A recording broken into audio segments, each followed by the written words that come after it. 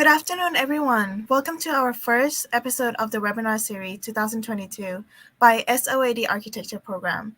My name is Atisaya Zirathawangul, and it is my pleasure to be the MC for this webinar on behalf of the SoA+D program, King Mongkut University of Technology, Thonburi. Allow me to introduce Dr. Acharawan Tirapas, the chairperson of the SoA+D program, to introduce the webinar series, and Mr. Michael Paripon Tangtrongchit, the Dean of the SoA+D Architecture Program, for the opening of our webinar.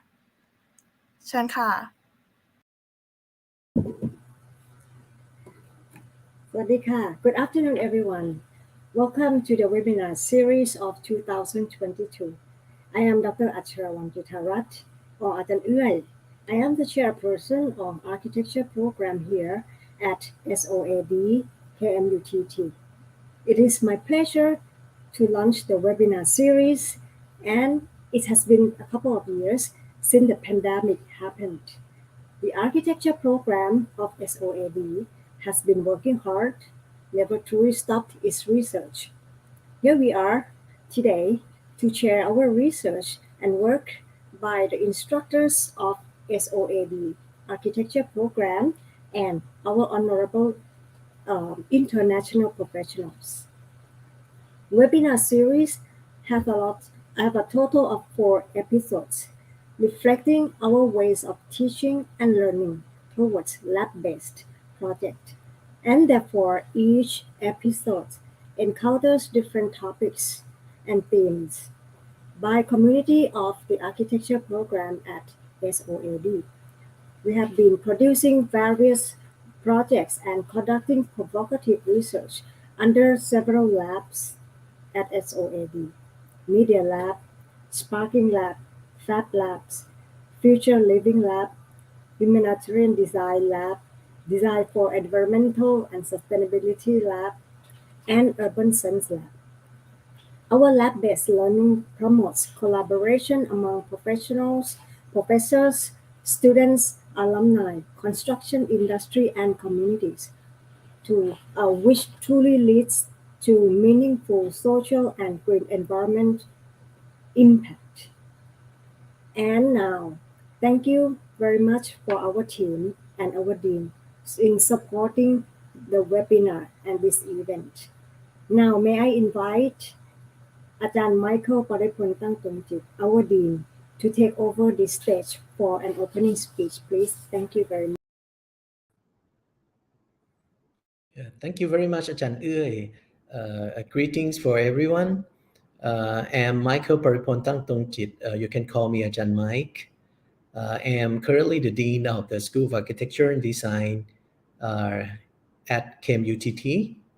I'm very honored today to open this webinar lecture series, which is the debut, the first one in the series. As Ajahn Uai has mentioned, the architecture program of SoA+D has always brought out the base to the architectural field, a true expectation even and amid the pandemic. I'm very glad that this webinar lecture series will be able to launch all of these amazing researches and projects for the general public to see what we have done in the past few years. It has always been an SoA+D architecture program's direction to bring out the base of our professors, staffs, and students. And it is our base interest to create opportunities such as this webinar lecture series to expand the connections between the SoA+D personnel and the locals and international professionals to bring everyone together, especially since we have been more and more open to online platform.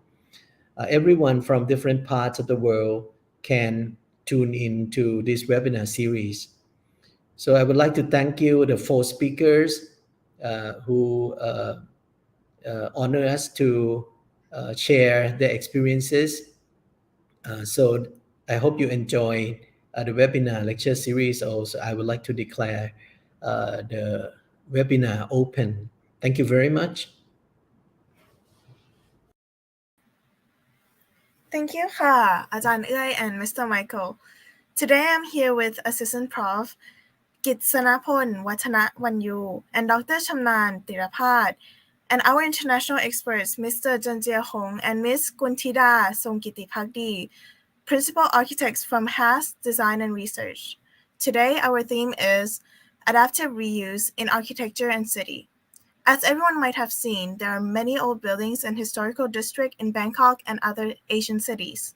With the concept of adaptive reuse, architects, designers, and planners are persistent to reimagine, restore, repair, and retrofit these old buildings into a place with cutting-edge designs and amazing innovation. And how do they do it?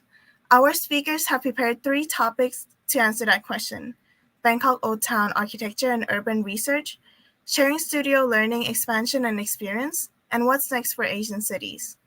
Let us start with the first session, Bangkok Old Town Architecture and Urban Research.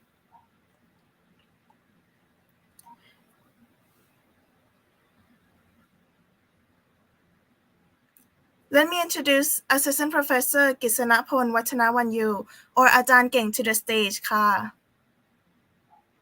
สวัสดีค่ะ อาจารย์เก่ง Sawadika. I hope you're Hello. having a good afternoon ค่ะ Good afternoon. Yes, I'm okay. Thank you.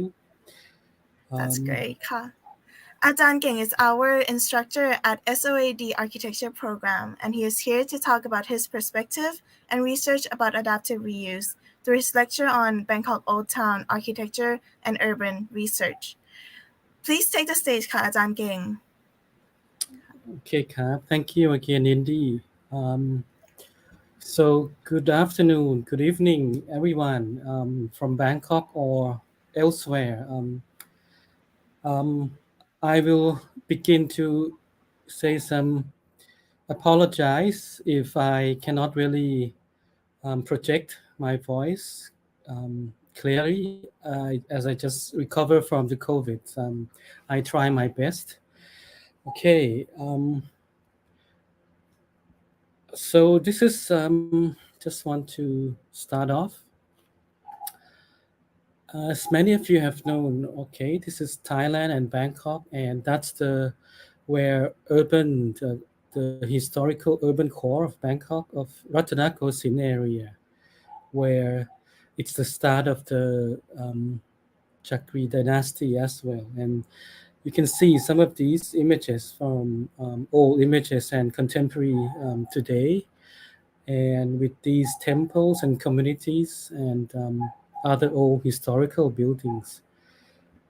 And this is some of the aerial view of the area, Wattanawanyoo area or district.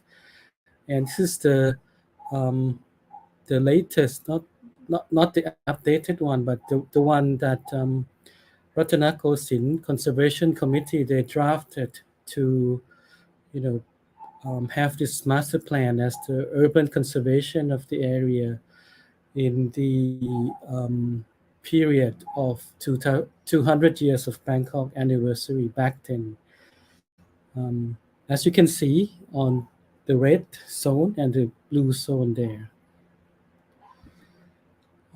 And these I would like just to refer to the 3 overlapping kind of proposed plans, and which already have been implemented as well. And the first one is the Wattanawanyoo Conservation Master Plan in 1982 as to celebrate Bangkok 200 anniversary. The second one is Rajdanern Avenue, the master plan, or what we call the Champs-Élysées Bangkok. And the third one is the plan to have this a park or open spaces in these district or old town. Like for example here, like the community of the Pom Mahakan, right, or the Mahakan Fort community, which is a kind of old wooden houses on the urban edge of the old town. Like some of these wooden traditional houses, but it was requested back by the BMA or the Bangkok administration office to take it back and make it into like a public park or an open space for the city. And it's a pity, yeah, and all of these houses has been destroyed and demolished. So in a way, these old historical buildings, it's been like um, constantly being destroyed by the government themselves. We can debate on these, whether its value and its heritage. What I would like to point out is the government or the people who are in charge. They would like to always, like to value the high modern architecture or the high value architecture, like the temple or the palaces, and many times overlook these kind of traditional urban communities as such. And also in the new extension of Ratanakosin boundary, as you can see, the blue is the old one and the red line is the new one. And it's been extended to as far as Klong Padung Kung Kasem, or as close to the area of Wolampong, which will be the next project that I will also be talking about. And also in Ratchdamnern area or Ratchdamnern Avenue, there are also these modern architecture that are related to the Siamese revolution or the democracy development in Thailand. As you can see here, the building alongside, these also have like historical values. And also some of them has been destroyed or demolished by the government or by some of the political unrest. And some of them also have been renovated or, yeah, with this idea of it that to be reused from the government themselves.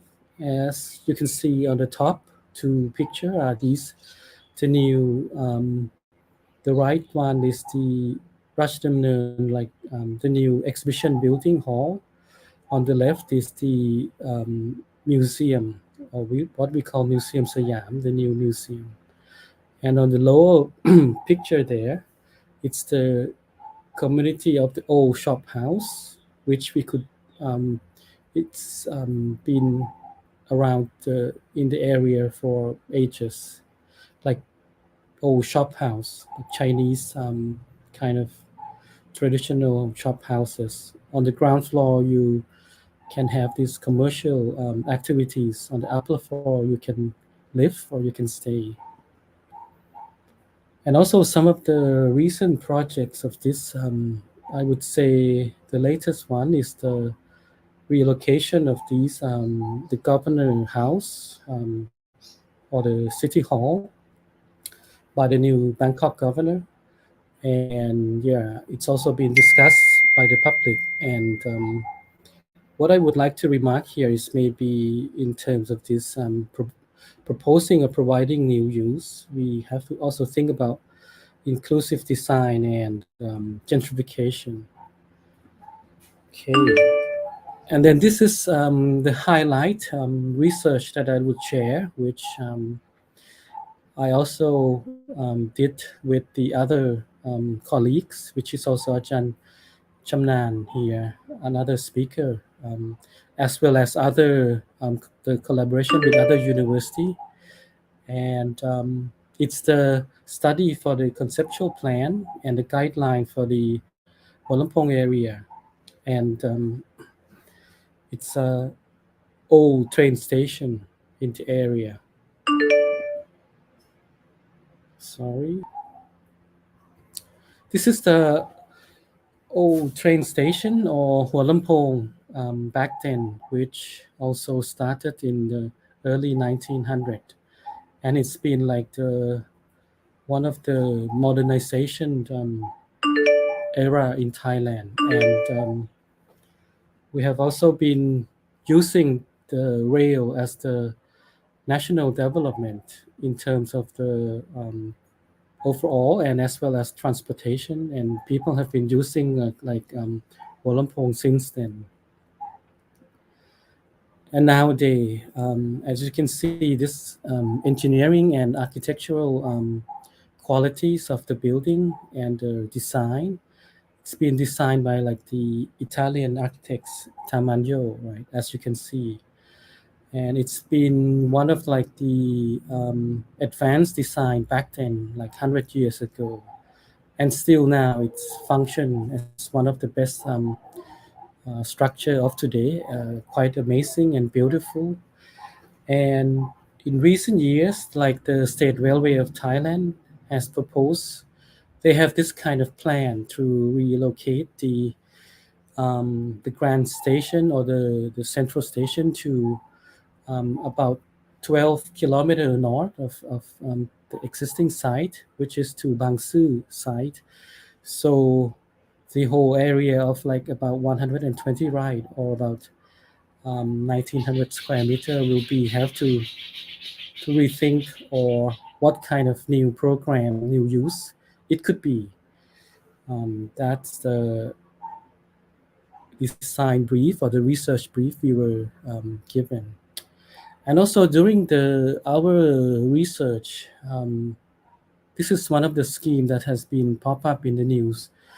This is not our scheme, but it's been proposed by other in the media. I think the public have a lot of question about this new proposal too, and it's also been a lot of debate whether does it fit or suitable for the area. It's not only about the historical or the old building, but it also affect about the urban area, about the visual as well. So these are some of the conceptual framework or the research framework. We try to use the idea of this adaptive reuse as well as the creative city, also like industrial heritage tourism. And we try to incorporate or try to have this involvement from all the stakeholders as much as possible, as well as the public. And from the first phase, which been carried out, they identified like 5 key buildings that should be preserved. And at the center there, the red circle is the train station, the main Bangkok train station. And the amongst with that are the other 4 other buildings, which also have this kind of significance or its historical value. And in the future, there's also like these new mass transit and urban development. So the idea of TOD or transit-oriented development also been discussed and being implemented in the proposal. So basically, we try to connect the old and the new area and try to provide this as the new meeting ground or the new meeting space for the city. This is a bit technical, but we came up with the 3 proposal in terms of the land use. As you can see, Plan A, Plan B, and Plan C. Plan A, it's kind of the least commercialized or a lot of green spaces. Plan B, it's like kind of more creative based. And then Plan C is more like commercial oriented. And these are some of the scheme that we proposed, the 3 scheme in the as the conceptual master plan for the area. This is the second scheme. This is the third scheme. We also put some public events, some debate, some discussion as to raise the awareness, as well as the community talk tour, heritage walk, as well as we ran the design competition about the area, and we got quite a lot of the submission. And this is some of the winner scheme. As you can see, this is like Plan A winners, runners up. This is Plan B winners, some runners up. Plan C winners. And after that, we try to put back and think, and also had some workshop and some discussion with other group of people, and this is what we came up with, the final version of the readjustment of the Plan B, which is the creative economy oriented scheme. This is how it looks, and this is in the master plan. This is how we propose it in the final one, and we in our proposal we kept all the 5 significant buildings, not just the main station. These are some images of the proposed. This is in front of the station as like a plaza from the main entrance. As you can see, it could be another public space for the city. This is the internal, like this vault hall. It's turned into like a multi-purpose hall or event space where people could come and use as a public space. And the other side, the back side, is we propose it to be like a museum for the Thai railway or the Thai transportation, as well as the modern Bangkok Museum.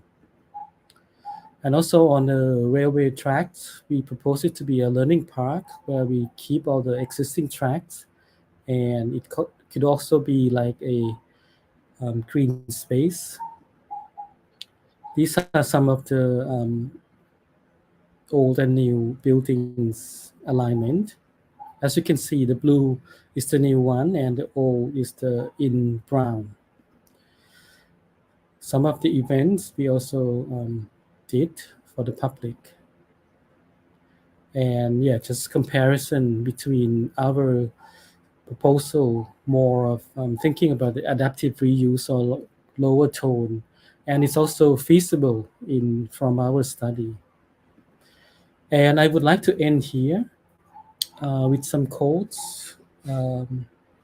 Jane Jacobs. I think we need to think about old buildings in the cities, and what Jacob highlight is not like those great museum-like building, but it's like just the plain, ordinary or low value old buildings, including some rundown old buildings. That's I would be ending it here. I cannot really capture all the old town of Bangkok, but I think I would just give some glimpse of what we did in terms of the research so far. So thank you, Kap.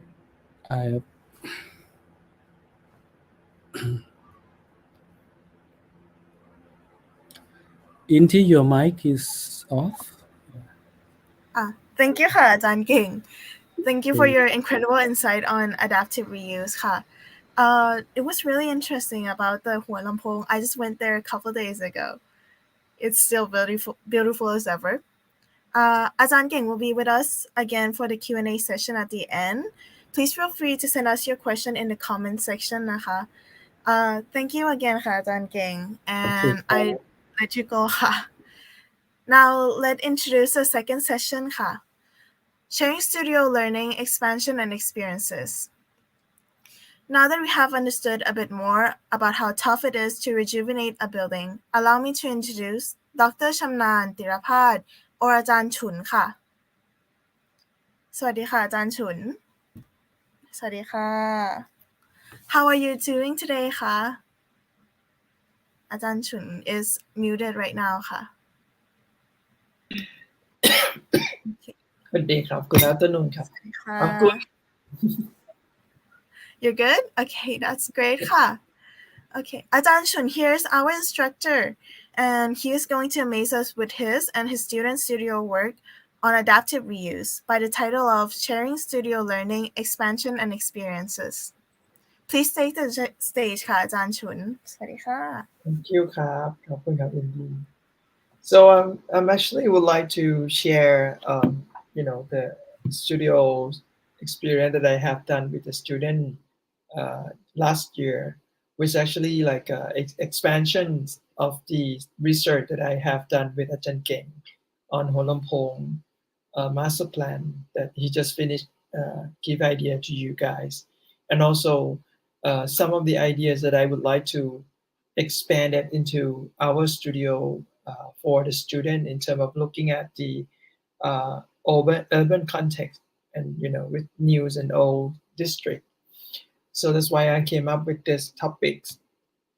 So I would like to share the approach of the studio in general. That normally the architecture studio are based on the issues of that professor are addressed, and according to the curriculums. And most of the time, for the fourth year student, the studio that have done it would focusing on the advanced approach for like technological approach or social approach or even like contextual approach.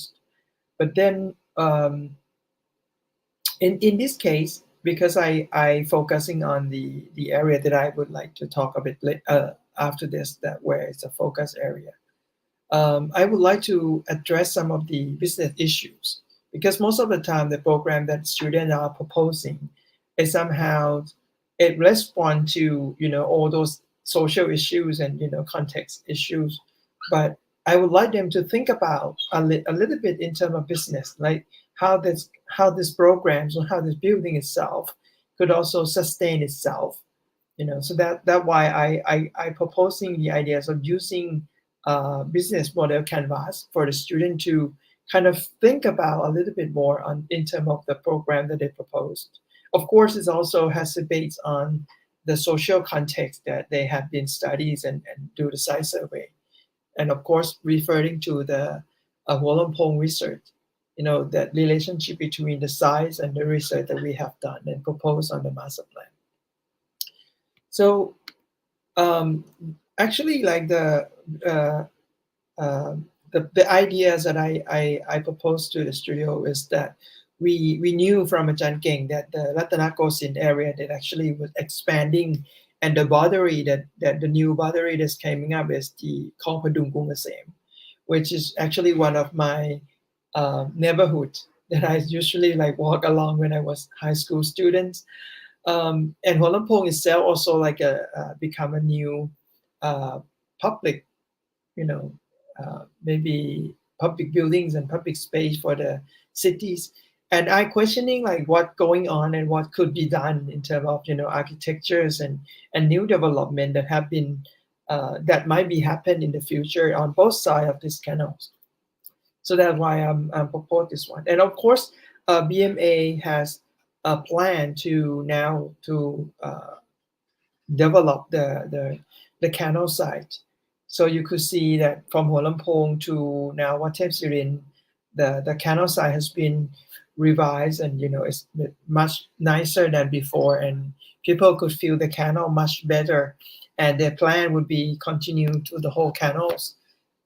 I hope that maybe the end of the year you could see a big change on this.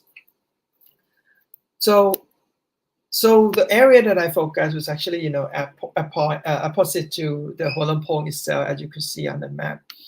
So this one is this triangular area that, as a fourth year students, I asked them to focus on this triangular area. But of course, when they do the research, they have to kind of like, look around and this area and expand it to another districts, and trying to propose the ideas that what if the Holampong area has been developed according to the plan that we studied, and we would like to let them kind of study the urban tissues in here in the old towns and come up with what could be new, programs that could maybe, bring up the potential of the past and merge with the new development in the futures. So that was the ideas to the studios. And of course, the context that we have canal, which is going to be a new development there. So the student has chance to explore these opportunities for themselves. Of course, that I also taught them a little bit of this concept of business model canvas. And I think that it's quite interesting to see how the student kind of like cope up with this idea, because they told me that they never learned this kind of idea before from the business points of view, and how the program that they proposed would actually could become um, a tool for them to study and propose something that they normally would come up with just roughly that the idea should work or the program should work according to what analysis tell them. But this one, they go into like deeper in understanding like how the program they propose could be survive and sustain itself afterwards. So I would like to show you guys about the maybe I also like make my judgment like whether I would show a lot of case from my student, or I would like to show just one and go into details how we did it. So I think it might be useful for you guys to like just focus on one, and I will tell you each step that we did. So I choose one of these students that I think it might be interesting. How she has been developed, and she gave the project name called In Trend, which is the fashion studio workshop in Gungasen Canals. So basically, of course, from the area that you could see from the CBDs, from the past, which is near Wing Yip Song and Yawarat itself, and next to Hualampong, which is one of the hub of transportation, like the trains that coming from suburbs and all over Thailand. So it is connected to many area in the old cities.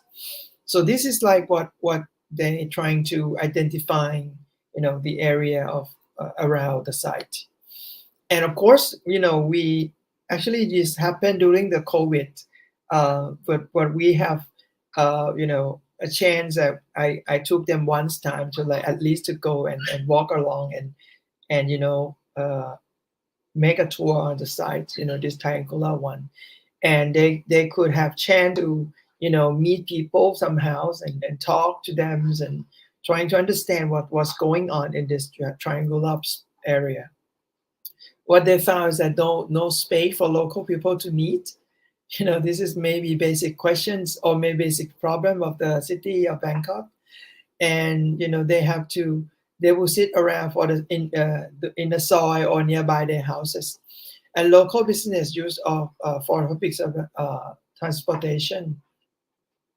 This area are quite known for this logistic hub for the people who would come and drop their stuff and then they brought to somewhere else by trains and by trucks. And they also allow here that you might know that they're also famous for acrylic shops in Bungwen Yip Song as well. So this is what they found, in the types of business in the area within this triangular one. So what the student thought is that how she could bring all of this,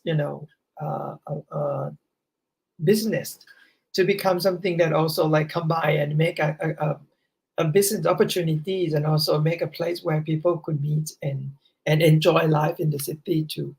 So she also like look at around and trying to identify market allow the side. This is some paying where that you could buy gift shops and all the stuff. And when Yip Song also famous for acrylics, and also like you could also shifting things to other places.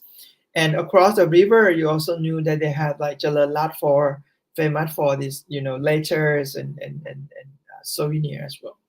So she brought all this thing to become like idea for develop the program later on. And of course the future development that happened from Hualampong station as well. And all this we did like SWOT analysis of the site, what strength of this, what is the weakness of this, what's lacks and what people needs, and opportunity from the development that's coming, right? Either like the ideas of Hualampong revitalizations, or we knew that they're going to be the red lines that's coming in, but we're not sure yet like where it's going to be stopped. And it's also further to Hualampong, there are also like Chulalongkorn University that plan to develop the innovation district there. So these are the new development that's come as opportunity for this development, and what trend that could come also in the future if Hualampong change. Of course, the area around also might be affected by the development that coming and might cause gentrification also in the area as well.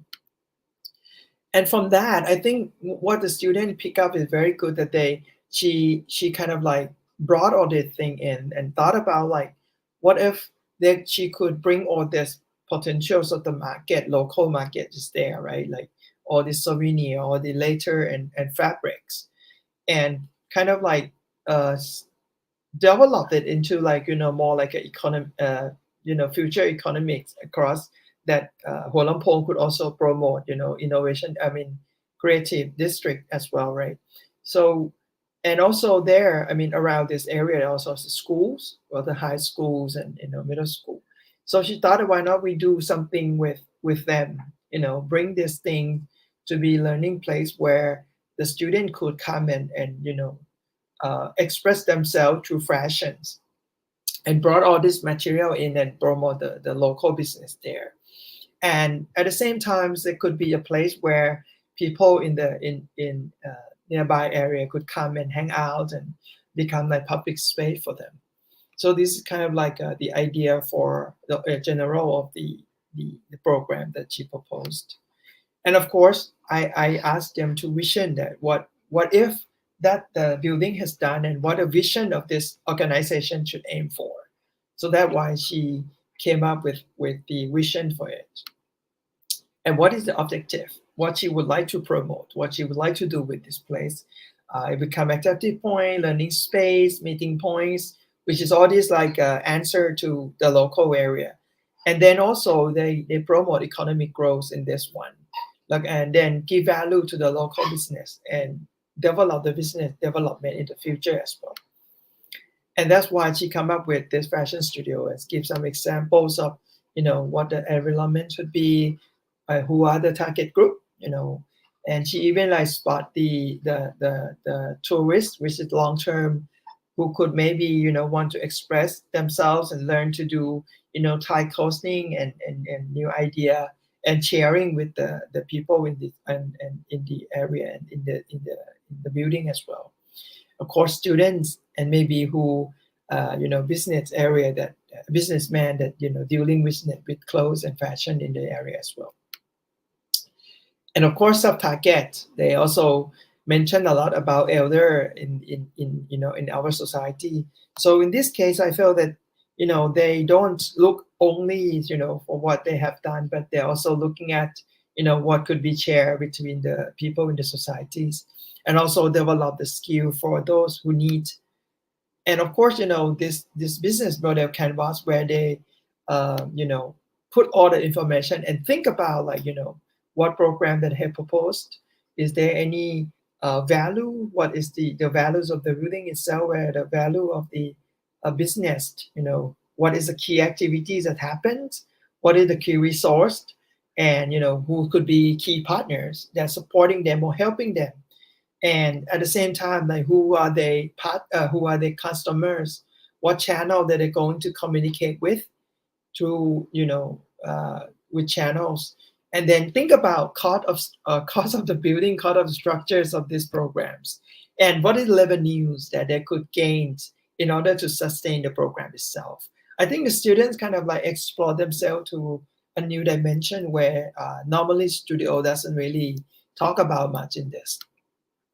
And what funny thing is that when they expand this idea, they thought a lot of like, oh, I could connect with Chulalongkorn, Silapakorn, and those who have fashion schools or art schools, and think about, oh, if we have CEA could promote helping us in terms of designs. We might have OKMD for helping us for knowledge, and think about SME who could loan them to promote like small business if the students who finished programs and would like to open their shops later on. So this kind of thing that expand the business viewpoint for the architecture students. And then they're kind of like exciting about, I feel like they could like, questioning a little bit in the future and in the beginning, but one day start to doing this, I feel like they kind of like see possibilities that how the program itself could be able to sustain. Okay.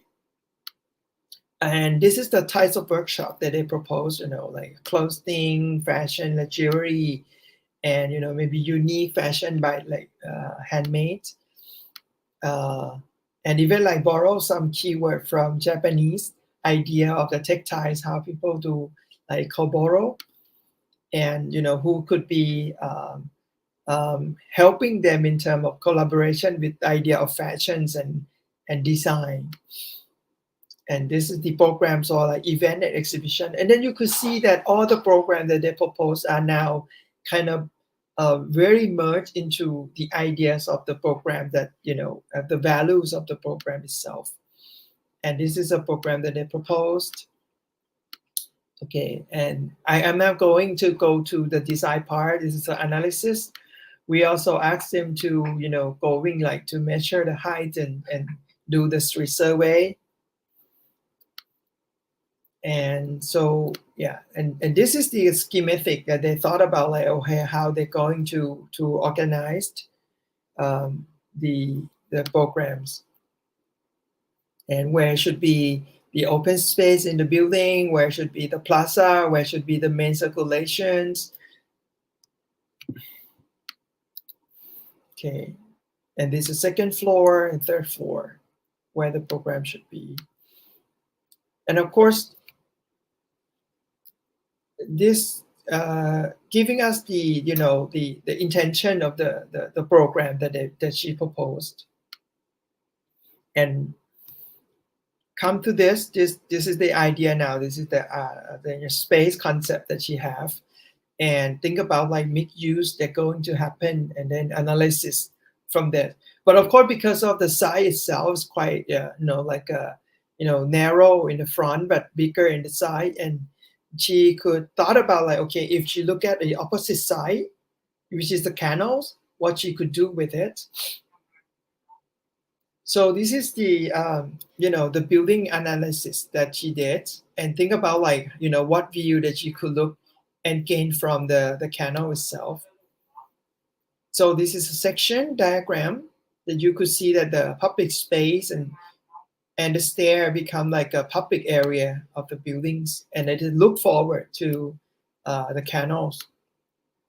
And now you can see the diagram that she opened up the middle, become like a open space, and stair become like a commercial, become like a mingle space for the students and people who came to the building. And then the upper floor become like a studios and workshop where the student learn how to do the fashion and learning how to and making the fashion, the clothes. And all this thing, all the floor could open itself toward the canals and take advantage from the views and Hualampong developments.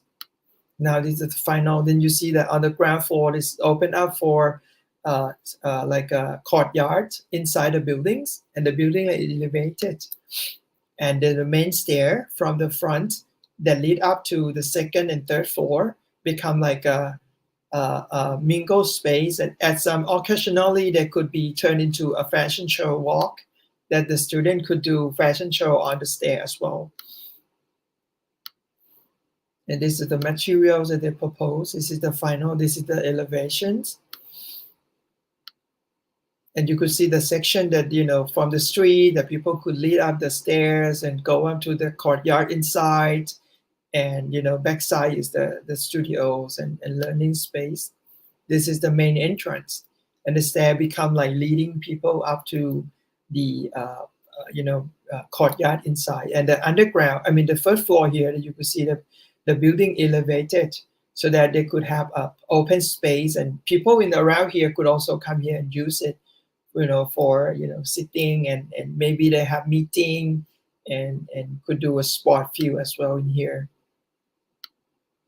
So this is when you go up to the third floor, and then you could see that you have platforms and go a little bit up to the other side. And this is cafes and clothes shops that, you could come in and buy clothes if you want to do, you could buy and support the student from here. Okay. Okay, so there's a section and then some perspective. quickly. And this is the backside of it, that you could see where the student could like a space for the student to talk after they finish the learning. And this is the atmosphere at night. She's trying to highlight that the stair could become like place where people could do the fashion shows. Okay, so this is like how we develop from the site analysis, and then the opportunity from the areas, and trying to merging from urban context to the new future development with integrating the ideas of how we integrate the business model canvas to support the programs and make the building sustains, and also promote the business and economy in the area as well. Thank you ครับ That's all from me ครับ Thank you ค่ะอาจารย์ชุน The project looks amazing ค่ะ I wish I could be there myself. I wish it would be built. Yeah. Ajahn Chun will be here with us again for the Q&A session after the lecture. So remember to stay curious and send in your comments on the question for his project. That is really interesting. Ha. Thank you ค่ะอาจารย์Chun. Thank you again ค่ะ สวัสดีค่ะ Now to the last session of today by our international guests, What's Next for Asian Cities? Welcome Mr. Jenchieh or Kun Jerry and Miss Kulthida Songkittipakdee or Kun Paw, our honorable guest speakers from HAS Design and Research to the stage ค่ะ สวัสดีค่ะ สวัสดีค่ะ Good afternoon ค่ะ Mr. Jerry and Kun Paw ค่ะ How are you doing today? Oh, great. We are waiting for our time. Yeah. Okay. I'm so sorry. Okay. I'm so excited to see what you got in mind for our future too. So let's go. What's next for Asian cities? I'll let you take the stage ค่ะ สวัสดีค่ะ Okay. I'm Jerry, and this is Paul. And we are very honored to have the sharing for the SoA+D. So today I will start with some of our research, and it's all based on Asia cities. So this is our office, and our office based in Bangkok and also in Shanghai. So we're quite interested of both cities. And this is one of the photo in the downtown of the Shanghai, which is the Lujiazhui. And you can see here have many skyscrapers. And of course, in Bangkok also have many skyscrapers. But you can see some of the skyscraper with the history. And this kind of the skyscraper actually is for the gods. And in Shanghai, most of the skyscraper is designed and built by the humans. So you can see how two of cities are very different. And this is one of the building in Shanghai. And this building is movable, and it's also the symbolic of the Shanghai contemporary architecture. And this is also another building in Bangkok. It's also the symbolic, and this building cannot be moved, but visually can move because of the shape, because of the element, the name of the building. And this is the skyscraper in Shanghai called the Dragon Tower, which is Shanghai Center. And you can see kind of the Asia cities, they use this kind of the symbolic postmodernism applied to each important culture, office, retail buildings. And this is one of the cultural building, which is a museum, and is renovated from the tank. And this kind of the building is very unique because we cannot find in Thailand. But somehow you can see a little bit similarity shape but the function is different. This one is the hotel in Khao Yai, Thailand. So if you understanding of the cities in Asia, you realize actually each city look a bit similar. And this is the photo of the Bangkok, and the skyscraper is around. And of course, the inside of the cities is more interesting. You can see the motorbike, you can see many tourists, and at the same time, you can see many street vendor and also the market. And this is the typical photos of Asia cities, which you can see many cars. And behind the image, you can see the King Tower, Mahanakhon. However, if you not see this super tall tower, you couldn't recognize this pictures in Bangkok. So the Asia cities with many like artificial building, concrete buildings, and those become the new definition of our city and our country. So we could like to use 3 examples, and also is our design and research to reimagine the Asia cities identity. Okay, so then we start with the first project that called Bangkok Civic Center. Actually, it's a design proposal. It's not a real building. It's a project that we try to imagine what the character of Bangkok identity or Thai identity, and also how we generate the public space to be a part of buildings.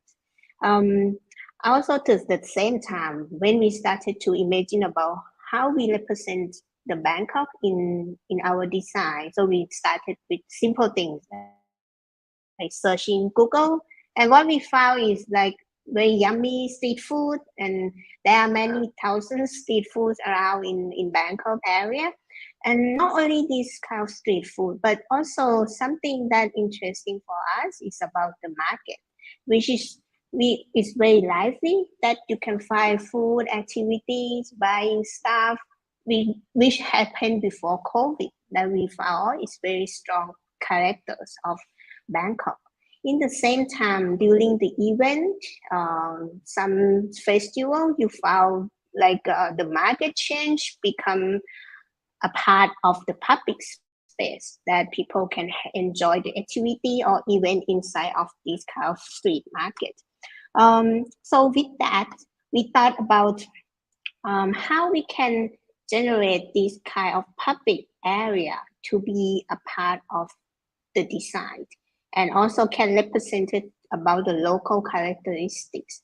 So it reminds us for like a 400 years ago drawing in China, which is actually represented many activities that happen for Asian cities. That is actually the painting is talking about the market in the not far from the river, and then people have their culture experience, changing the culture or talking, and even the event and food. So all the things happen in this drawing, and then it's make us thought about, if like this, why the art can be also a part of our life that can represent at that drawing, and also the public space that can show how the art and life come together. So this has become our main idea for this project. And the project location actually is located in the very palm area that everyone discuss about. This area is nearby Makasan MRT. And when we started to enter this building, so we thought this building is not only represented about Bangkok cities, but it also can be a hub for the transportation. So it can be a part of linking between MRT system and also the expressway nearby, and together with how the park and public space can connecting with the buildings. So we started with our simple idea, like a market. So all the program as a market arrive with this area. And then we thought how we can use this kind of small scale of this kind of market generated to be the building. And so when it's combined, it become like a low-rise village that started to sticking out with this kind of small scale. And if it's become like a tower, so how it look like? So this is like when we generated with these building scales, and then we found one thing very interesting is when the small scale attached together, it become a very powerful characteristic of the buildings. And together with the linking with transportation and also the park nearby the site, so we also use kind of like a structure which is called making like a cable that be a part of the buildings. So if you see from the sections wise, the program is like an office tower, which it had also providing the public space and also regenerate the area and program of the market combined together in the buildings. And at night, you can see this kind of cable lines spreading out from the building. It also actually remind us about the many electrical line that appear along the street in Bangkok, but now it combined become a part of the design and it become a character of the buildings. And it's also a part of the transportation that people can enjoy the nature of the park and they can take the cable from the top of the tower to the park. So when you see the plan, it's something that very connecting area that people from MRT can come at the north and then open to the public entrance at the left side and then also from the south side for the office. And then it's connecting to the right side of that we call Bangkok Civic Park. In one view, from the city view, so you will see this kind of very solid building as a stone that carving by the nature plan, which is wrapped around of the buildings. And in another side, from in the same time, we also thought like how this kind of building story can happen from time to time. So even we trace back in 1990 something, so you can see a skyscraper as a robot building, very strong characters. And then it's changed and shaped with the trend and also the culture and also the globalization. So the building skyscraper changed to be more greenery. And latest one is Mahanakhon one, the highlights one that in like kind of integrated together of this. And so what's about next in our building? So we thought that this Bangkok Civic Center can be a part that in between nature and also the cities. So when you see this is like a generating diagrams can show the function and also how the green in the right side corner, you can see how the green from the park is lapping up to the building. And another side, when we see this building from the park view, also the expressway. So we actually did not see the buildings because we use the reflecting material as reflecting glass that we want to have the feeling like it mirror another half of the cities. So the park is become a part of the buildings. And in the lobby wise, the feeling is more about how the green integrate with the area of the lobby that also using like more natural materials. So from this project, what we actually learn and also explore is more about how we can using this kind of character of the local characteristics and generate the new future image for the highlight or like skyscraper in Bangkok. And the next project, the second one, probably everyone mostly know is called the same artist studio. It's our home office, also house and also a part of office. And this project actually we started with the question about the materials that we found when we walk around the street, we found the every row house, typical row house, they use many kind of steels, but no people, no any house that they try to express the beauty of the steels. So, and they only use as a structure, or just people doesn't know, they don't know what actually can be represented. So, but when we trace back to the story of the Thai steels, so we found actually Thai steel is one of the most famous materials around the world, but the image of the steel is not that good. So we had a question about the project that, so how we gonna change or give a new image for the steel in this 21st century? Our site actually is located, is more like a suburb of Bangkok, which is in the area that people extend their life from the city to the suburb, and then they bought their own house in the middle for the middle class people. So it's 2 kilometers from Luxor metro station, and it's a very typical townhouse, 2 stories townhouse, and total area around 100 square meters. It's very small scale. But when we researched to the project, we found everyone had their own fence, their own door, and they are very varied and very different. So, but almost every house use the same material, which is steel. So what the character of the steel that we can work with, or we can imagine with? So when we notice many houses use the like pipe steels or the box steels, but actually we cannot really know what's the inside of that steels. So when we see through this steel, what we can feel, it actually is just very contrast what the thing that we see. We feel about softness and hollow of the steel. So we started to explore how we use this kind of steel to generate the new image for the steel image in Thailand. And there we explore with many materials, also with the soil, and together finally we found out, why don't we just use the real steel, like using the steel pipe. And we work with the company who fabric the steel pipe, and then we make as a brick, so it's called steel brick. It's like we use the pipe and cut half and put in one side and another way another side. But actually it's very simple method that just have 3 units, and you can turn and move around, become 12 units in total.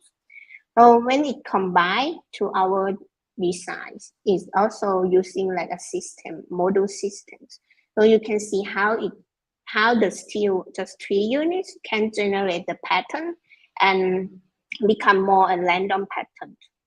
And yeah, and when we work with the fabricator and we had the mock-up, and before installation, so we went to the factory checking the size and also testing the materials. So we actually, when we thought back, when we like explore the material for this project, so we thought if we try to shift the idea of the perception of the material perception, that people may not think this is steel, but they think in another way. So why don't we just try to use the soil texture put in this steel? So we test this kind of soil texture on the steels, and then we get like a friendly feeling for our fans, and that can very friendly and welcome for the village. And yeah, finally, our project actually, there are the location is actually very interesting. There is a village road on the west side, and then the east side there is a big road called Puttamonthon Sai Song, and we have empty land at the back. So you can zoom in, and what we interest is about we call it improvise, which is improvise from our neighborhood. If you see from the rooftop, you can feel every house actually is used to be the same as a typical townhouse, like 4 meter width and like 20 meter length for the land. But you can find the way varieties of the improvising roof or the fence that we can feel is really become a very strong character for this kind of niche. So when we work on the plan of the project, we thought that how we generate this improvising feeling in our buildings, and at the same time, how we link the two loads between the left side and the right side together. And also how we can maximize the space of this kind of narrow house, and we still can get the sunlight. So this is the image from the front, that the front part is made by the pipe, the steel pipe, which is had the soil texture paint, and we still keep the like all structure of the building, existing structure, and also the facade of the building on the second floor. So because we actually want to have this kind of similar look with our neighbor, we don't want to be like another alien to put in this village, and we just change the part that we living area. The entrance, when we enter, the entrance wise, we also use the fence as not a fence. The fence is become a part of our space. So you need to walk as a detour from the left side, and then enter, you see the local plant, local tree, and then you turn left again, and then you will see our office door. This is the front of office that where we sit now and see from the outside. So this kind of fence actually is generate not only the sunlight come in, but it's also allow the wind pass through. And this is our meeting area. And then we also have some gap from the wall that allow the wind can pass from this gap. So from this one, actually, we also testing a lot of things on this project, not only materials. And also, this is our dining area. So we also testing about the temperature. So on our, not only the part of the fence, not only in the front part, but we also have the fence this big in the back side. This is the kind of like a detail piece. And if you see from sections, on ground floor is more like a typhoon area that lifts the building up, and then the wind around the wind pass through from the front to the back. And this is the like a temperature testing by thermometer. So we make this as a exploration from our project. So we put two thermometers, from one in outside and another one in the inside of the space. And you can see like in the summertime, very damn hot. Outside is more like 50 degrees, but interior wise still in the like 30, 33 something degrees, without air condition. So our ground floor is all pass, the wind pass through, like a very real tropical climate. And this is our second floor. Second floor is our living area, which is very simple, that we try to maximize the usage of the space. So we raise the ceiling up as much as possible, following the slope of the roof, of existing roof. And every part of the function, we will have like a small pocket enter before you go to another room. So this view from the stairs area. Then we also try to maximize the sunlight without changing anything on the roof. And so what we can get is like we even have a sunlight all the day, during the day, to pass through the staircase.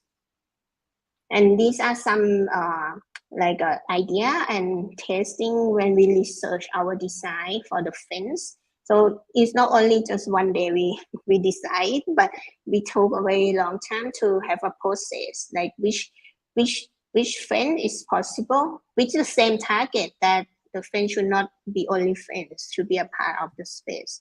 And also the planning.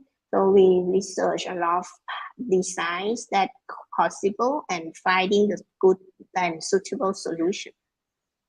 So from the top view, what you can see, you may feel that this house actually be a part, also still be a part of the village, but the courtyard in the front part, it started to change the feeling when you enter from the village, and it's also become a part of the village as well. And one thing that we found interesting, after we stayed here for a year and a half, the soil become a real soil that for the fence. So it generate the new plant and also animal that come to enjoy our steel fence. And in the same time, all the design that we did, we done for a record, and then we published a book called the Improvised Packaging Artist Studio. And in this book, we actually talking all about our research and the process. And then we had one reviewer from our previous board, like previous board in Kokuma.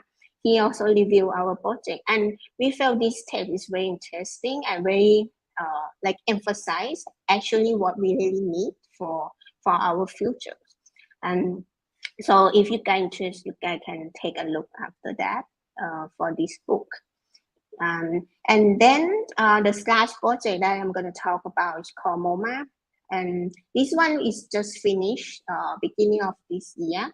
And it's actually not in the center. It's more like a small suburb of the Bangkok. And when you go to, it's the way that you go to Nonthaburi cities, and you will see many signage around this road. And it's very crowded, very, how to say, it's like all the signage is look like an object. And we felt this thing is more like Chameleon Inca. It's like during a day, there is one image, but at night, you can feel the signage change. And so in the same time, if we take back to see the city center, like a Yawara, we also had this kind of feeling, like every signage want to show up itself. So we thought about this project. We work with the aluminum company, which is their aim to have like this kind of space to show how innovative of aluminum could be. And the aluminum that we started with is more about when we see it, there are many variety of the profile and also very lightings. And the site here actually is not far from Gokget. Gokget in the light side is 2-3 kilometers.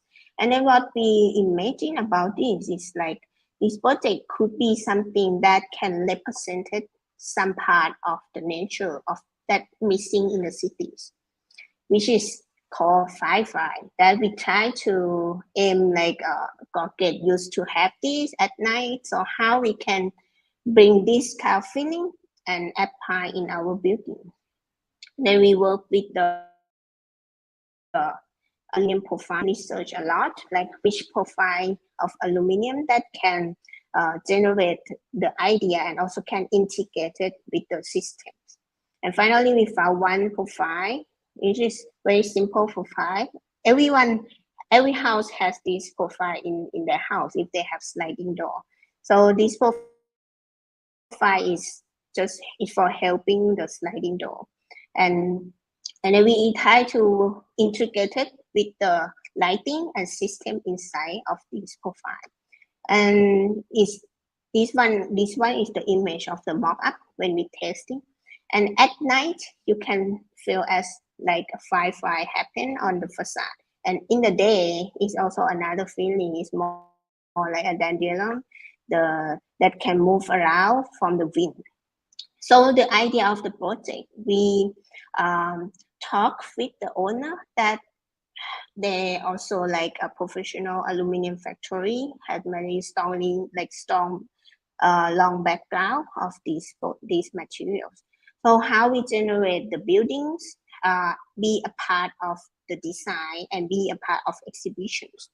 So we thought that from the factory making, and then storage, and finally, if this become a part of the exhibition, so why not we put this aluminum as the exhibit in outside, and people can know this is very innovative building, and inside of the space becomes just a flexible space for the owner to exhibit the aluminum innovative story. This is the view from the road, the Ratchaprut Road. So every traffic there like very fast and very moving, very forward. So no people notice the building nearby. So once we finish this building, we found that when people drive car along this road, it's like they try to slow down and see the buildings.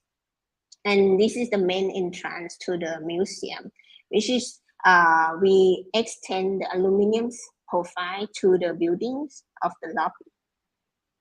And all around left side or right side, front side, we use the same profile, aluminum profile. And also the rooftop, we have a secret rooftop. Some student in SoA+D already been there, and picking organize this. And then actually this rooftop, we work with Trop, the landscape company, and then also a first time for using this aluminum be a part of landscape furniture, like a table and chair. And then you can feel some feeling as the Iceland that wrapping around by the nature. It also reminds us back to our idea about bringing the nature back from Phuket to here, and here it become one of a floating island, a small floating island on the roof. And these are the details how we install the lighting. There are two types of lighting. One is the LED strip, and another one is LED dot. So the LED dot, the number 6, you can see at the end of the longest profile. And why it should be the longest? Because the wind, when the wind passes to this building, the longest one will move, and then it also help to like make people imagine about the fire as well.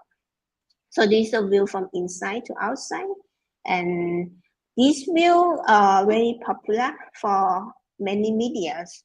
We don't know why. That actually is maybe we think is also be a part that represent how the city characters look like, which is very combination between many lines that appear on the buildings. And we also integrate the signage of the building of the company name on the company in the building inside. And at night, there are two types of the lighting that combine together. So one view you will see something like this, and also from this one you can feel that all the aluminum lapping around and also integrate to inside and interior of the project. And this is the entrance that walk from the interior to the exterior. It's like a tunnel, so we call it tunnel. That aluminum profile can be like very extend not only exterior and is also become a part of interior and generate many crafting things that happen, which is the aluminum industrial, they never done this kind of thing before.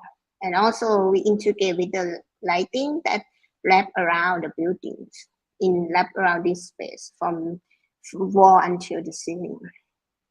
So this is the rendering view that we see through from outside.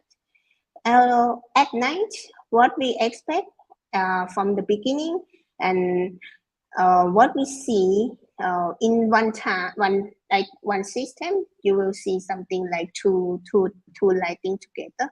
But in the same time, in very darkness times, you will only see this LED dot, which is really remind everyone thought about the firefly. So we thought about this thing is actually be a part of a nature that is made by a people, by human, that we call manufacture. So this is like our last slides for the conclusion of all the process and the thinking that we had in our mind. Actually, for us, we did not think adaptively use in architecture and cities is only renovate the buildings, or it changed the building, or it changed the district to be the new thing.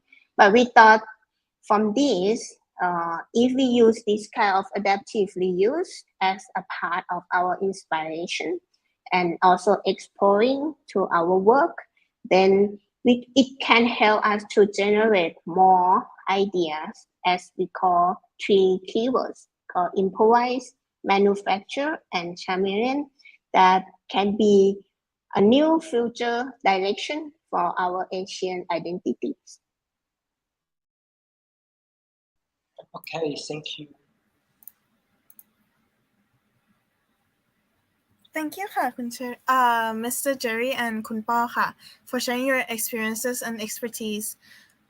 The project you brought us is really interesting, and I was really fascinated by the modular system of the fences. I never really thought of that. You were right. We didn't even think of the steels of the fence. Yeah. ค่ะ I'll see you both again in a minute for the Q&A session. Thank you very much ค่ะ Now, I'd like to give a chance for our viewer to drop some questions in the chat box. Any question you'd like to bring up related to the lectures are welcome ค่ะ โอเคค่ะ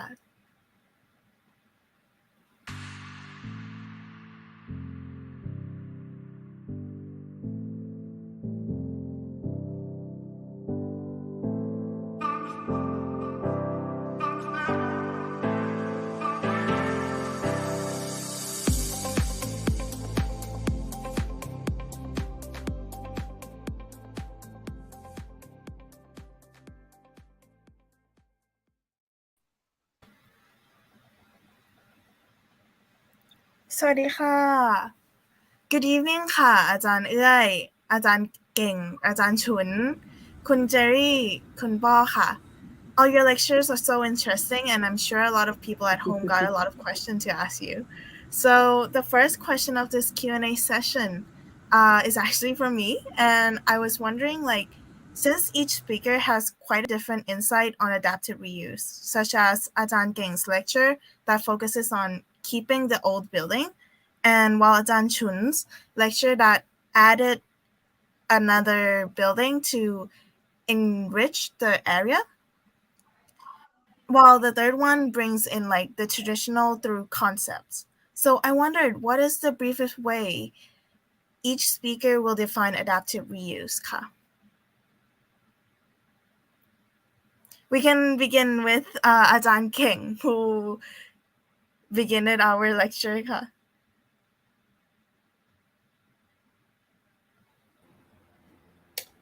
Okay ครับ so in short or in brief, I think adaptive reuse is by the two terms, right?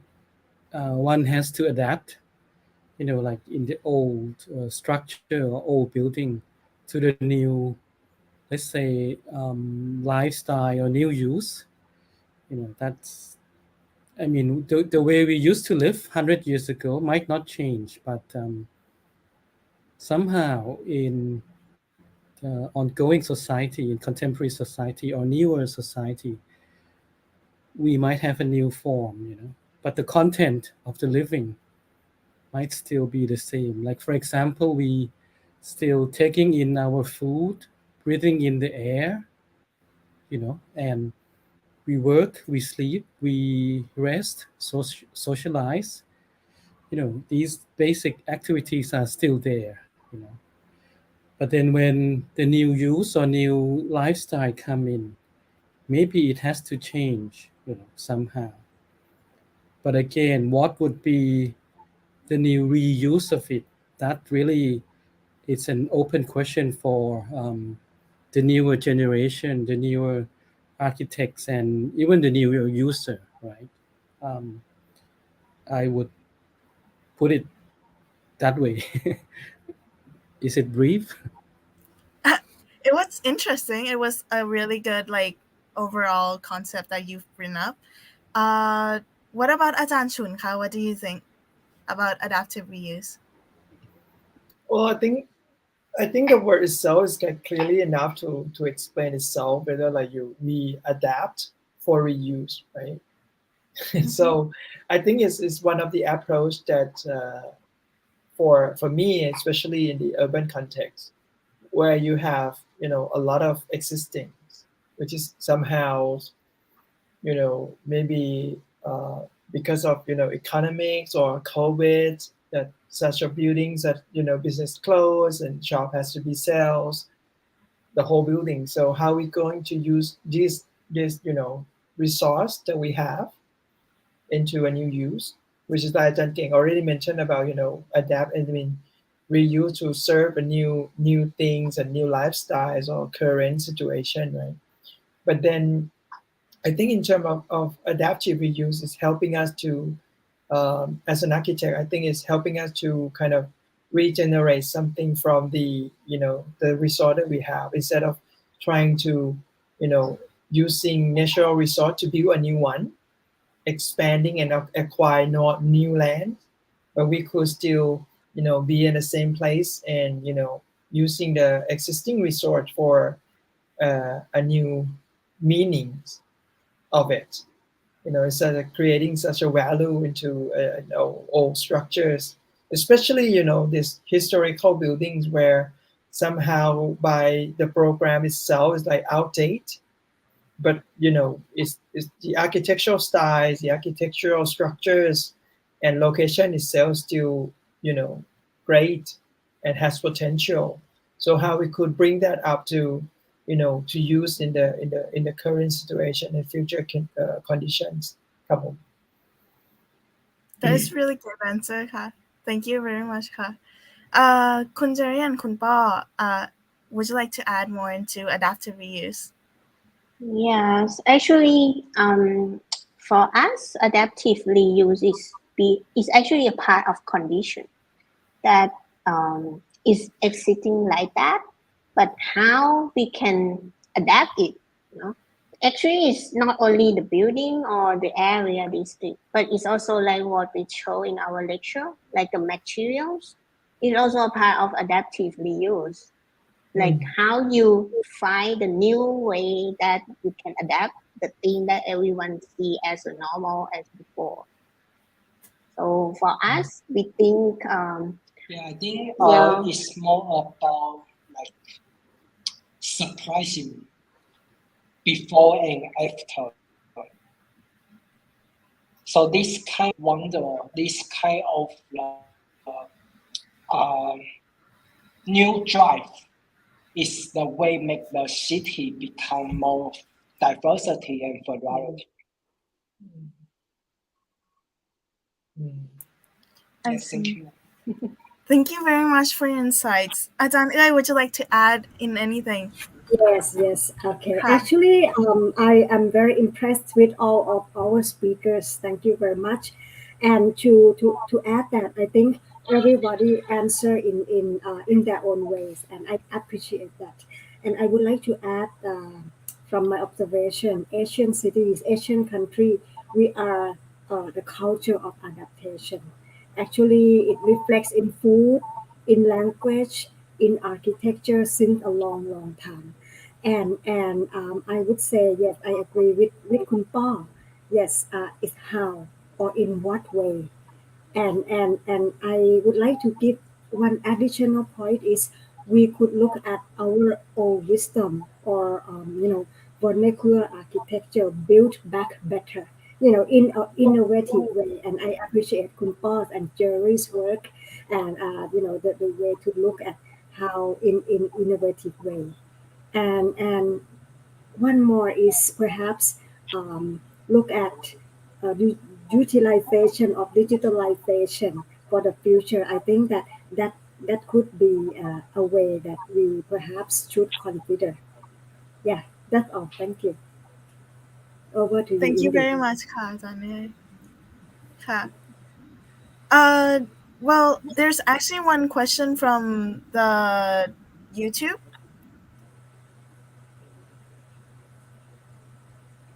A couple question actually. Here is Abdul Kwayam.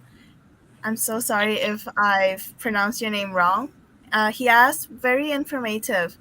Would it be possible to get a recording or a PDF of documented presentations of and the following 3 session of this webinar? Ha. Would it be all right for you guys to publish all these presentations online for others to use as their informative learning? Ha? I think all are in the video, right? If it had the record video, then it's same thing. Yes. Yeah, I think so because we have it on the YouTube. Yeah, that they can view it anytime. Okay. So everyone, just rewatch the live again after this has been published. It is very informative, and it would never be the same if the speaker wasn't speaking themselves. So it would be great if you guys come watch it again. Ha. Okay. I think that is all for. Oh, there's one more questions by Azanti. What are the basic criteria you use when designing for adaptive reuse? Ha. We can begin with Azan King. Ha.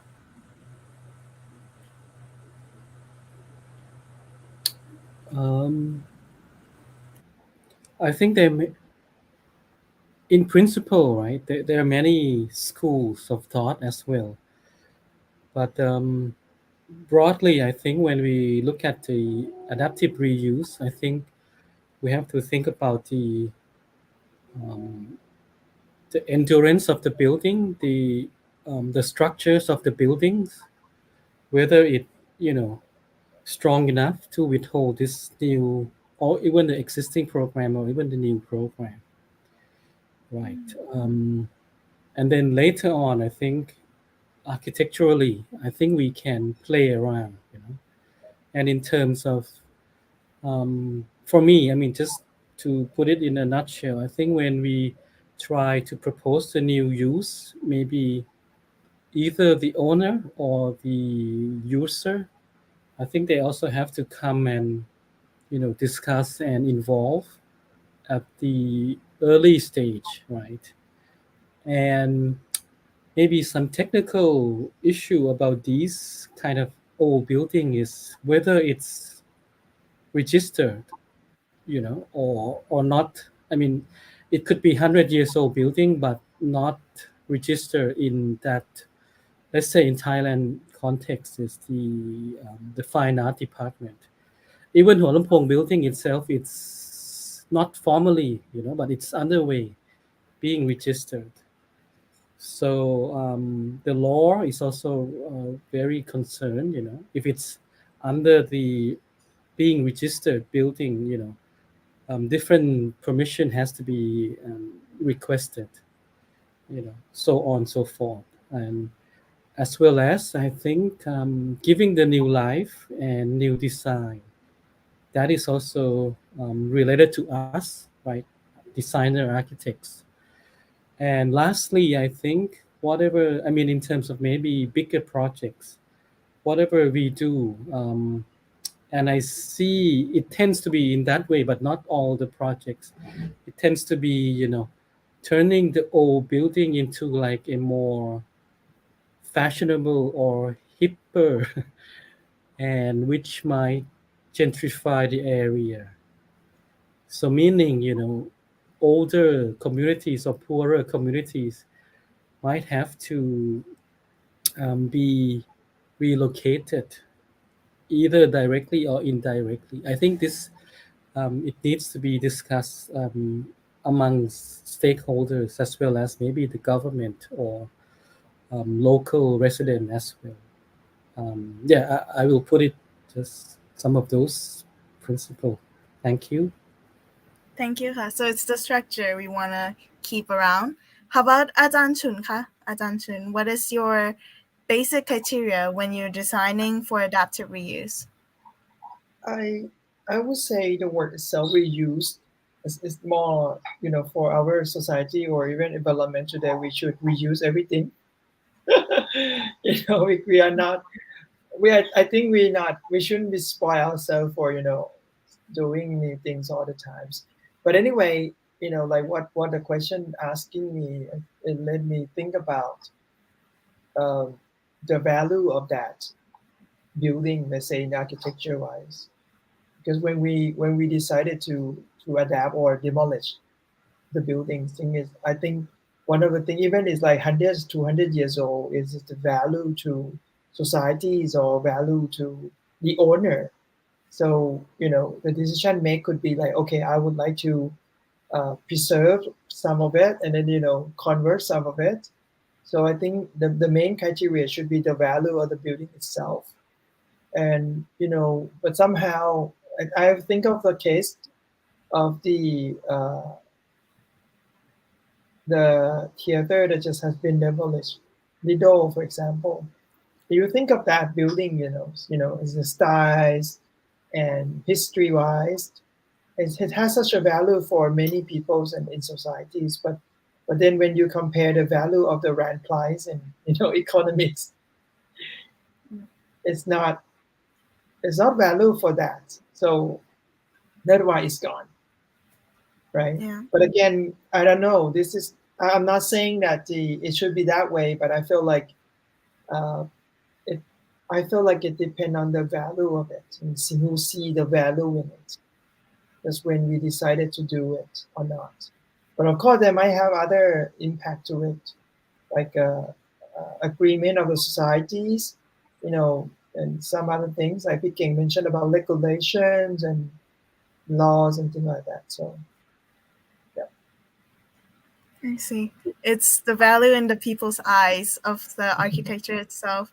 That is a really intriguing explanation as well ค่ะ Thank you ค่ะ And คุณเจรี่ and คุณป้อค่ะ What is the basic criteria when it comes to designing for adaptive reuse?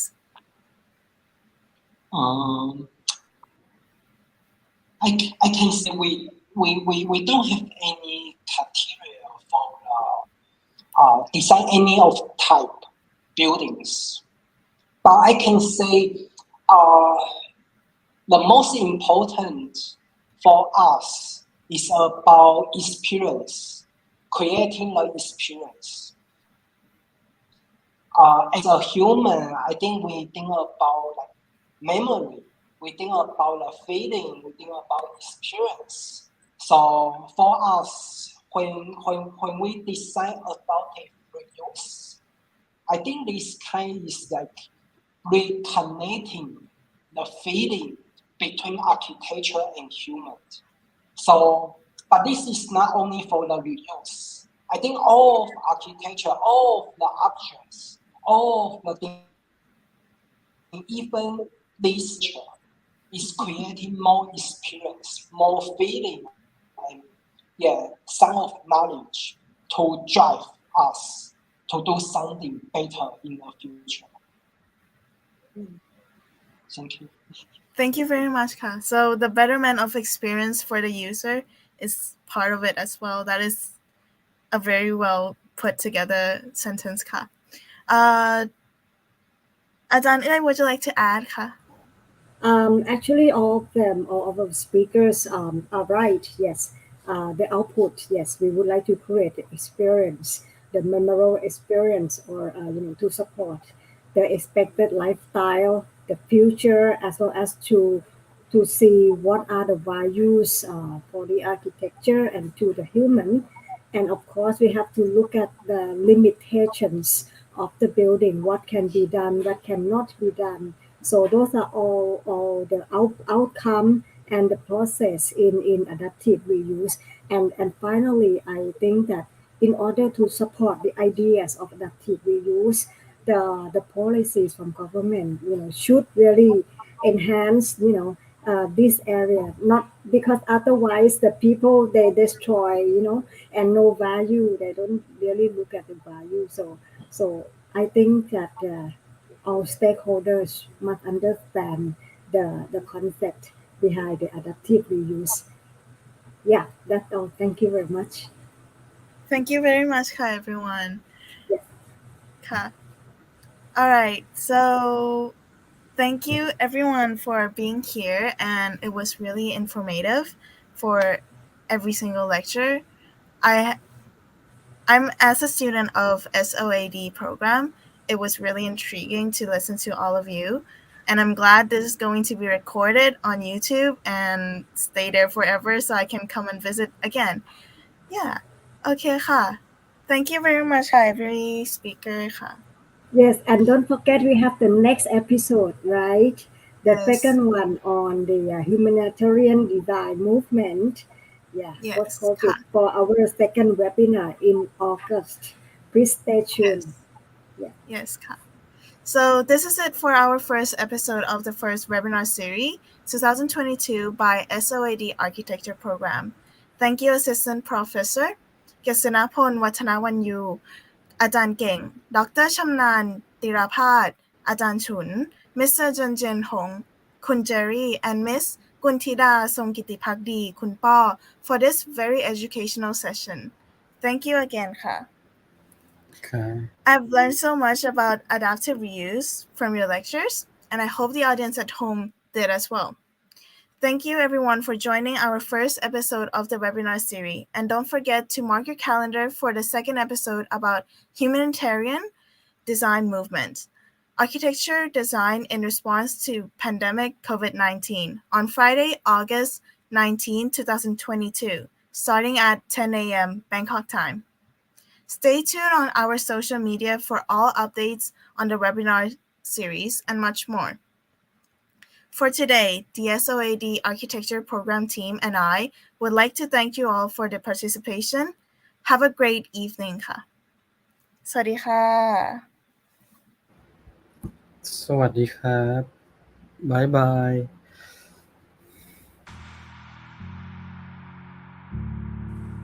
Bye bye, Ka. Thank you very much, everybody.